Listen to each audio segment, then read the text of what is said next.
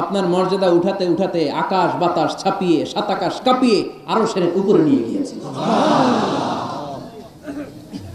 আপনার মর্যাদা আমার পরপরই, স্রষ্টার পরে পুরো সৃষ্টিকুলের উপরে বিশ্বনবীর মর্যাদা আছে না নেই? এজন্য আল্লাহ বললেন ওয়ারাফা'না লাকা যিকরাক, ও নবী আপনার মর্যাদা সম্মান আমি আকাশচুম্বী করেছি। আপনার সুনাম সুখ্যাতি মান মর্যাদা আমি গোটা বিশ্বে ছড়ায় দেব। এই আয়াত যখন নাজিল হলো কাফেররা হাসতে শুরু করলো। কাফেররা বলে মুহাম্মদ বেটা বলে কি, ও জানে বাঁচবে কিনা ওটাই তো সন্দেহ। আমরা যে ষড়যন্ত্র পাকাচ্ছি ও জানে বাঁচবে কিনা সে এটাই সন্দেহ, তার নাম গোটা বিশ্বে ছড়াবে কি করে আমরা দেখে নেব।